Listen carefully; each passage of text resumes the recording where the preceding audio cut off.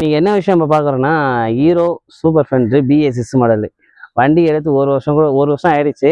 அந்த ஒரு வருஷத்துல டியூ கட்டுறதுக்குள்ள வண்டியில் இருக்கிற எல்லா கம்ப்ளைண்ட்டும் வந்துடும் போலுக்குது. கஸ்டமர் என்ன நிலமையில இருக்கிறாங்க நீங்களே இந்த வண்டி நாய்ஸு கேளுங்க.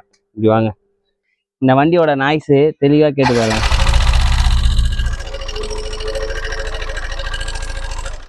இந்த அளவுக்கு இருக்குது.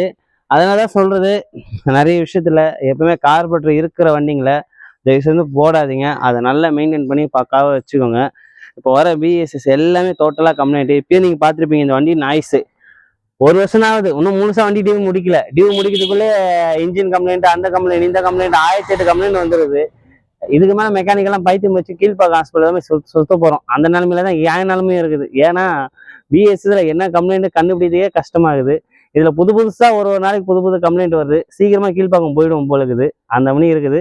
தயவுசெய்து சொல்கிறேன், கார்பரேட்டர் இருக்கிற வண்டியை சர்வ் பண்ணி நல்லா வச்சுக்கோங்க. பிஎஸ்எஸ் எடுக்கலாமான்னு வேணாமான்னு 10 தடவைக்கு மேலே யோசிச்சு எடுங்க. போய் தேவையில்லாமல் மாட்டிக்காதீங்க. அதுதான் நான் ஒரு வீடியோவாக சொல்ல முடியும். நெக்ஸ்ட் வீடியோ பார்ப்போம். எல்லாருக்கும் பாய்.